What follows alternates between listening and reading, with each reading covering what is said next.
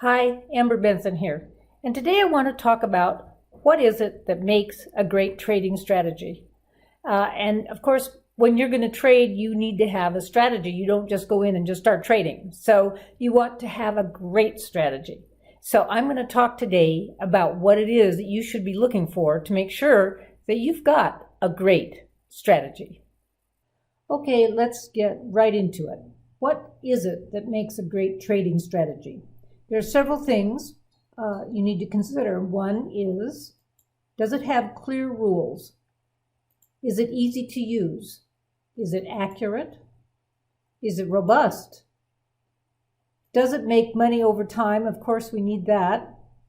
We want return on investment that's pretty good. And, one of the most important is, does it fit your goals and your personality? So let's look at the details of these things. First, it needs to have clear rules. And we have entry rules, profit-taking rules, risk control with stops, and it has to be simple. So let's take a look at some trading rules. Here we have a bullish breakout strategy.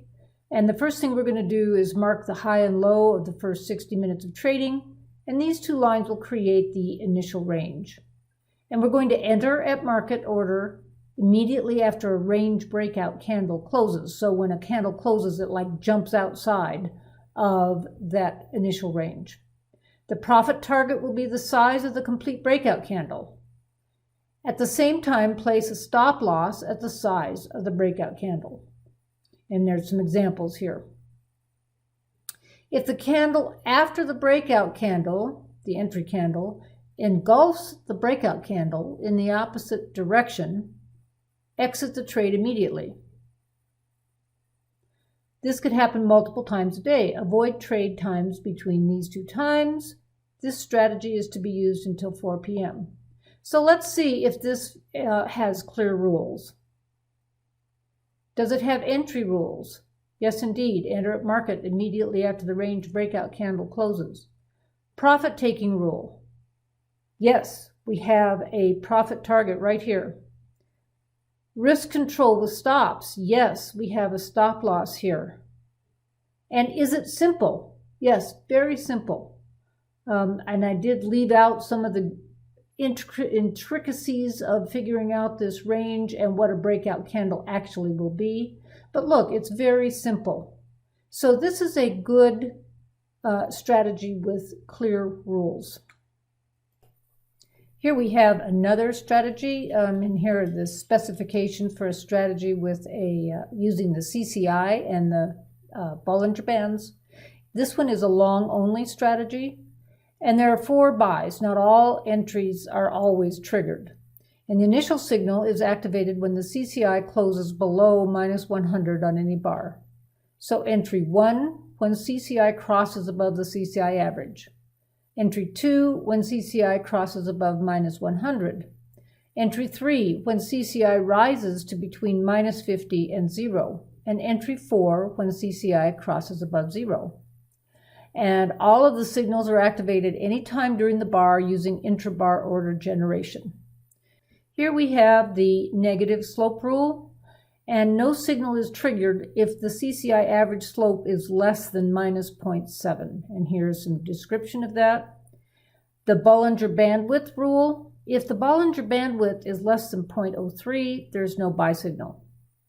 Then money management rules. Stop market orders are placed initially 0.5% below the lower Bollinger Band. Once the instrument closes above the EMA, which is exponential moving average, the stop is moved up to 0.5% below the EMA and adjusted daily. If the instrument closes below the EMA on day 0, but the stop is not triggered, don't adjust the stop, but just extend it to the following day at the same price level.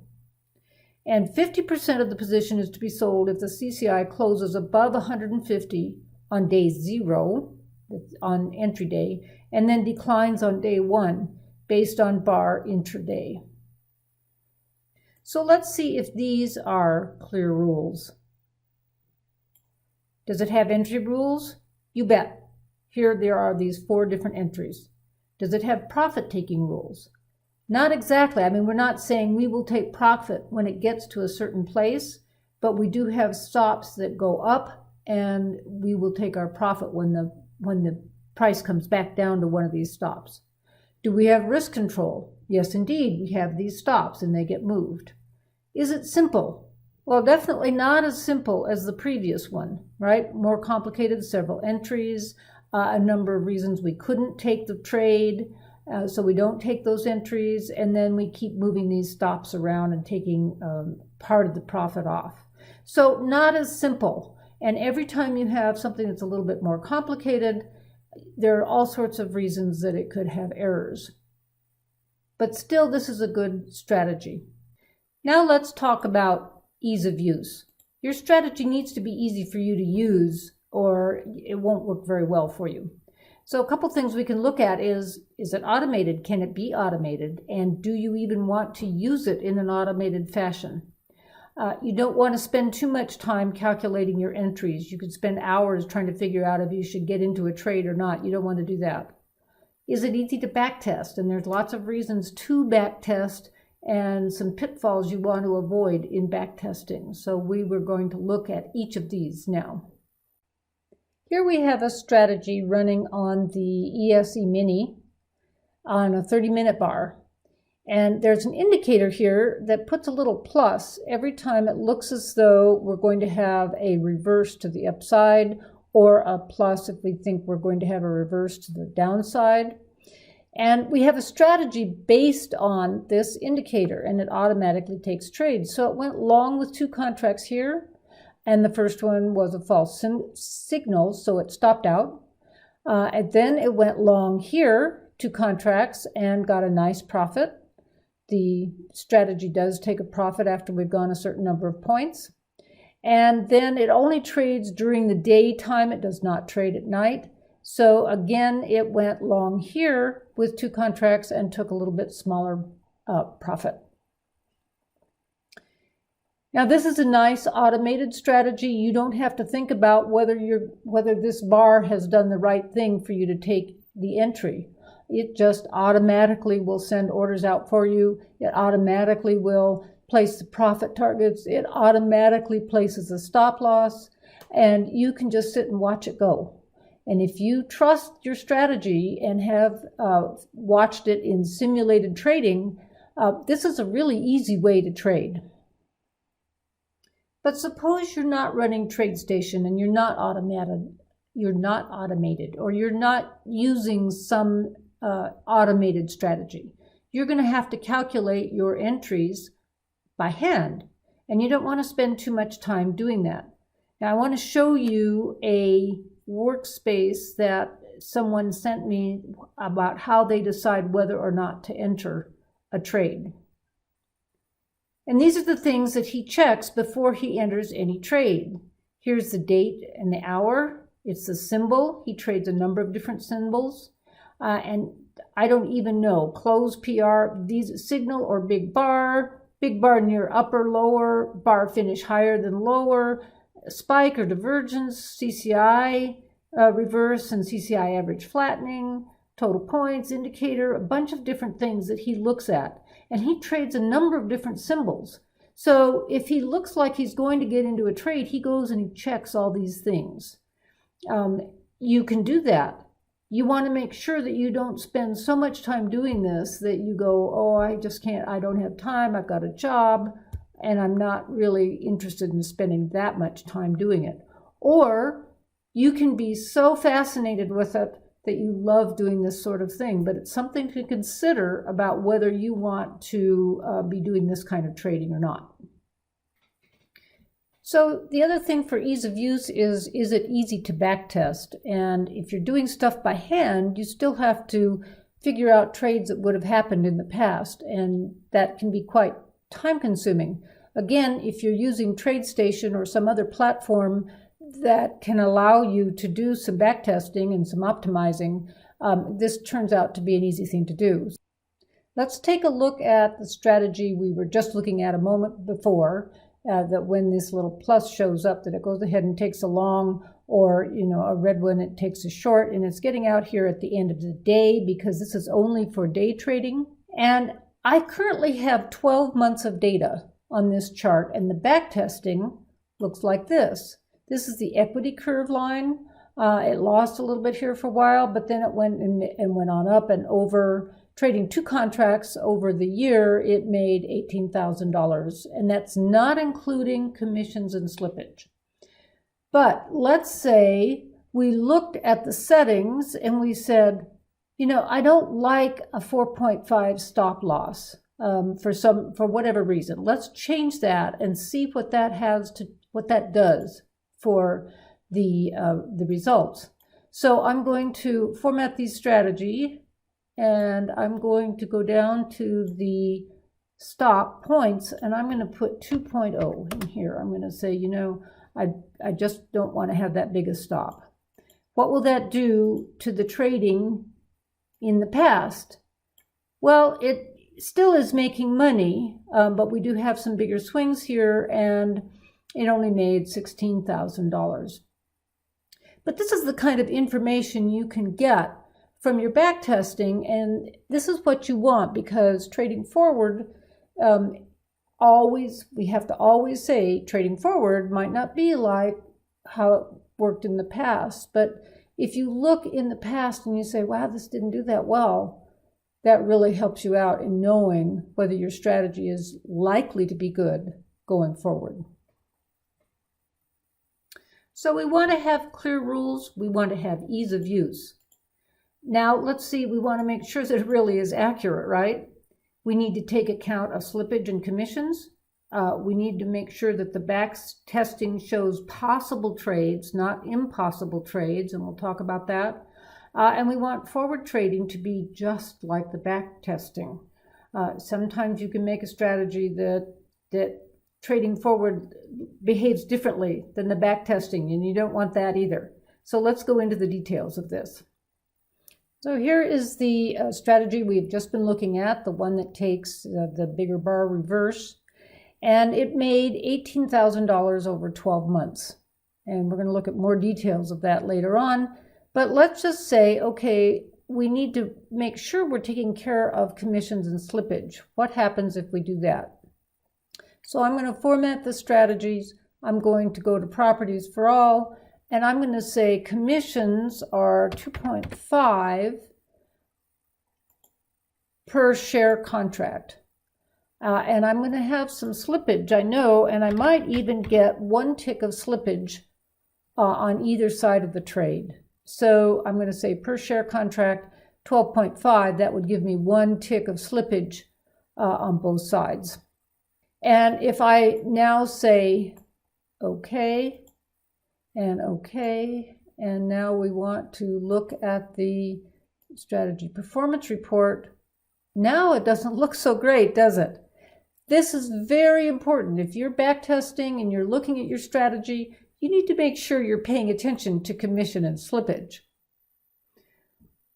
Okay, you want to make sure that your back testing shows possible trades, not impossible trades. And I don't have an example to show you of this, but I had a customer who had made a strategy that would enter and exit on the same bar of almost all of his trades. And what ends up happening, because TradeStation can't handle that granularity, it turned out that when he tried to trade it forward, it just didn't take trades at all like what the back testing showed. So you want to be careful when you have back tested something to let it trade forward, so that forward trading is just like back testing. If your back test trades are taking 10 points of profit now and then, you want to make sure that going forward, it can also achieve that 10 points of profit, so that you're not trading something that's just fictional. Now, how do you check that the forward trading is just like back trading? What you do is you take your automated strategy and you turn it on trading simulated and trade it forward for a couple of hours if you're taking quick little trades, or a couple of days if you're taking longer trades. Then you take a look at your real trades and when you turn your strategy off and then on again, all those trades that you just watched go forward are now back testing. And you want to make sure that your back tested trades look very similar, except for slippage, as your forward trading trades. Okay, your strategy has to be accurate and it has to be robust. And what does that mean? Okay, that means it works on several markets, several time frames without adjustments to inputs.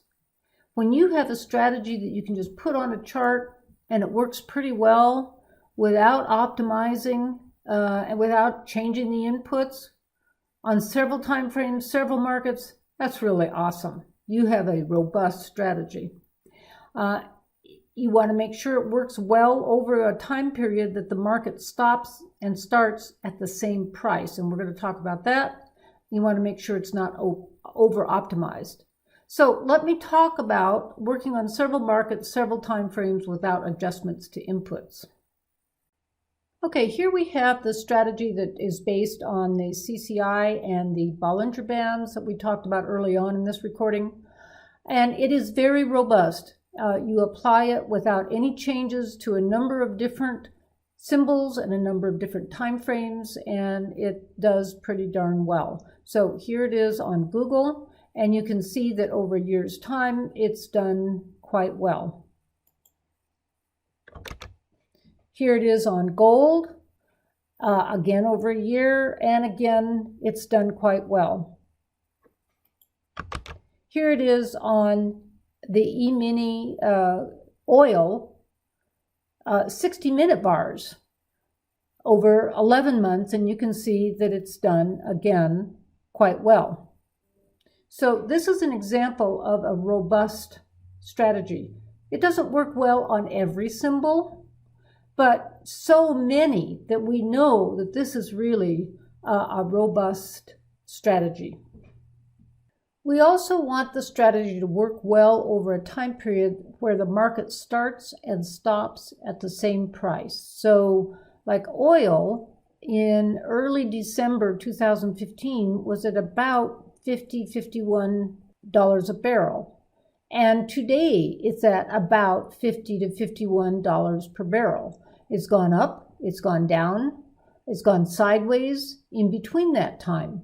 If you look at your strategy over a market period that starts and stops at the same price, you'll be pretty well guaranteed you've seen every market condition in between. You've seen up markets, you've seen down markets, you've seen sideways markets, and if it works well over that time period, it's robust. It works well in all market conditions. You also want to make sure that your strategy is not over-optimized. If you just really fit it, change all the inputs so that it makes it make money just great over the time period you've got, you may be surprised when you trade it forward and it just falls on its face. And let me show you how that works. Here I have a chart that I've optimized and it looks really good and I'm ready to start trading. And my last day here is 10/5 of 2016 and I'm just thinking I'm going to do really well. So I trade forward. Here's 10/5. And look what's happened. It's falling on its face. And is it going to go up from here or not? I've already lost a lot of money. You want to be really sure that you optimize over a period of time that's long enough and has varied enough market conditions that this doesn't happen to you. The other thing is if you ever optimize a strategy, you want to be sure that you watch it trade forward before you trade real money with it, and just see if you haven't by mistake done this. Also, another thing to examine is the walk forward optimizer that TradeStation has. All right, let's move on. We're now going to move on to, does it make money over time? And what we're going to consider here is we need to make sure we include commissions and slippage, and we want to check the right measures. So let's talk about including commissions and slippage. I'm going to show you how to calculate commission and slippage using the TradeStation backtesting and strategy performance report. But of course, you will need to do it no matter what platform you're using, if you're using Excel and doing it by hand.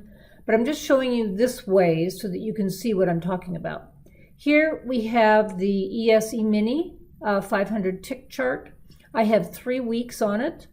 And you can see here's a strategy. It's running. SA means it's running, and it went long with 4 contracts, and it took a profit of 1 contract here, and then it took the remaining contracts here. And so it takes several trades a day. And here is the performance report. Looks pretty darn good. If you traded for these 3 weeks with 4 contracts, you would have made $4,500. Pretty nice. Think I'll start trading, right? Well, here, let's go and put in some commissions and slippage. So under properties for all, I'm going to go down here and I'm going to say commission per share contract. That means per side, per share, per side of the trade, getting into the trade and getting out of the trade. And so I'm going to put 250 here. It's not exactly that, but that'll be pretty close. Now, it's possible for us to get a tick or more slippage on either side of the trade. If you're using limit orders, of course, you won't get that slippage, but you might miss the trade. If you use market orders, you will get into the trade, but you will have some slippage. So let's put in 1 tick of slippage per share contract. So that's 1 tick getting in and 1 tick getting out of the trade per share. And let's see what that does for us.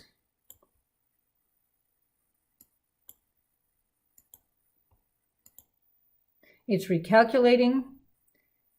Here's that trade that went long.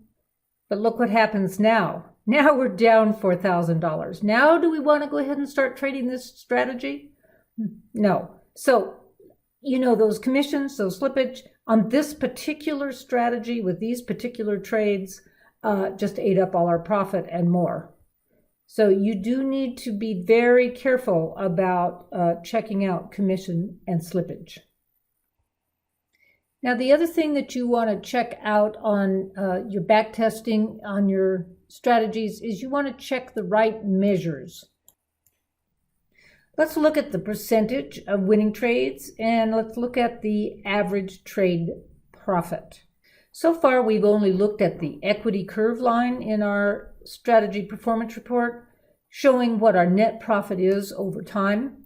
But now let's go ahead and look at the other factors that we were interested in. I'm going to go down here to performance summary.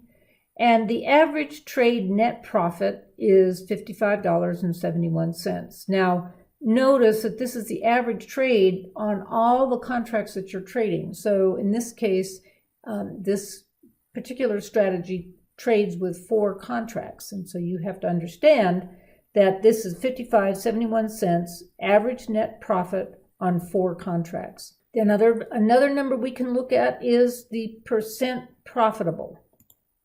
These trades were 85% profitable, and that's a pretty nice number to have. Doesn't tell the whole story, because you can have 40% profitable, but if the profitable ones, the winning trades are so huge and the losing trades are so small that 40% will give you a winning strategy. So this doesn't tell the whole story. Generally, it's pretty nice to have an 85% profitable strategy. Which brings us to the next point here. If you have many small wins, or you could have many small losses and a few huge wins, which is better, right? The thing about many small wins is if you don't trade for a day or a week, if you don't trade every hour that your strategy says that it trades in the backtesting, many small wins is going to be fine, because if every day you have a few small wins and almost no losses, it doesn't matter which day you trade. But if you have many small losses and a few huge wins, what if you didn't trade on the day or the week that got that huge win? You just have many small losses over and over and over again, and that would be a losing strategy. So do pay attention to that. A few huge wins, you make $1 million, but what if you didn't trade on the day that you made $1 million? And here are some other measures you can look at to decide if you have a good trading strategy. Profit factor, RINA index, max drawdown, and of course there are a bunch of other measures too, but let's look at these three. Okay, the profit factor is defined as the gross profit divided by the gross loss for the entire trading period. So in our case, like 3 weeks, or, and of course you want your back testing to go back years if you can. This is just an example. So this performance metric relates the amount of profit per unit of risk with the values greater than 1 indicating a profitable system. So here is the profit factor right here, 1.99. So this is a pretty good profit factor, shows that we are doing well. And it's a pretty simple measure, but we like to see that it's quite a bit bigger than 1 to see if we have a profitable system. The RINA index is an index that combines total net profit, time in the market, and drawdown calculations into a single reward-risk ratio that can be used to compare strategies. The larger the number, the more efficient / risk adverse the strategy. So we like a large RINA index. On this particular strategy, we have a RINA index of 871.19. So what you want to do is look for a system with an index of 200 or more. And in our case, we have 871.19. I mean, that's really very nice. And of course, I'm using the strategy that does not take account of commissions and slippage. And this shows you what a great strategy it looks like until you put the commissions and slippage in. And then all of these numbers turn to terrible. Of all the TradeStation metrics, the RINA index comes closest to identifying the best results. However, it does ignore the impact of one great big winner skewing the results. So you do need to look at several of these numbers. And as you can see, there are all kinds of numbers here to look at to try to determine if you have a good strategy. And it would behoove you to learn what all of these things are. And the last one that I was going to talk about was max drawdown. And it's really nice to have a small drawdown compared to your profit. So here we have a total net profit of $4,500 and a drawdown of $1,200. And you have to decide for yourself if that fits what you would like to trade. So just for fun, let's go ahead and change this back to having commissions and slippage, and we'll take a look at all those numbers on a bad strategy. So I'm going to turn this off, turn it back on when I've got that graph changed over. All right, here we are. Here is our losing strategy, and let's take a look at those numbers that we wanted to look at. Our average trade net profit is minus 47. Our profit factor is 0.54, so you need to have it be more than 1 by quite a bit in order to be profitable. The RINA index, minus 676, we want it greater than 200. And our max drawdown is quite a bit of money. So this is not a good strategy to trade once you put your commissions and slippage into it. Now, the next thing we want to look at, we saw that it made money over time. We want return on investment. So what is ROI? ROI is the return on investment, is the gain of an investment, subtracting the cost of the investment, and divide the total by the cost of the investment. Or it's gains minus cost divided by cost. So let's say we invested in Joe's Pizza. So we bought 20 shares of Joe's Pizza for $10 a share, So our investment cost is $200. And then if we sell those shares for $250, then the ROI is $250 minus $200 divided by 200, that's the cost of it, for a total of 0.25 or 25%. Now, you do have to also take care of commissions and slippage, right? This is again ignoring commissions and slippage. The reason I brought up ROI is if you buy a stock and it goes up $1, you make $1 on your investment. So you've had to buy, say the stock was $100 and it went up $1, it's now worth $101, you sell it, you make $1. But if you decide to go for leverage, say you decide to trade commodities or futures of some sort, like I was showing you the ESE Mini, that is futures. Those are leveraged, and you have to have a margin requirement. But if you buy one contract and it goes up 1 point, then you make $50. If it goes down 1 point, you lose $50. But the point is that you don't have to have as much money in your account to make some bigger returns on investment if you use leverage. It's, like I said, it's a double-edged sword, because if it goes down, you lose just as fast as you gain. These are things that you should find out about and decide when you go ahead and decide to trade your strategy. Another thing you can do is trade options. That's another way to get leverage, and that's a whole subject all unto itself and rather complicated. So I'm not going to go into it, but these are things that you should consider when you are trying to decide if you have a great trading strategy. Now, the last thing I want to touch on here is your strategy must fit your goals and your personality. How much time do you have to spend trading, right? Do you want to do day trading? Do you want to sit in front of the computer and trade all day long? Do you have a job and you'd like to spend an hour or so every evening figuring out what kind of trades you'd like to get in for the next day, so you're going to be a swing trader? Do you just don't even want to pay any attention to it hardly at all and invest your money and have it grow? You know, how much time do you want to put in on your trading? Do you want to make quick profits? Do you like the idea of being in a trade for 5 minutes and coming out a whole bunch richer, or a whole bunch less rich if it went down against you, right? Or do you like calm consideration? Do you want to sit back and pay attention to all the news and all your analysis and then decide whether or not to enter a trade? How much money do you have to invest?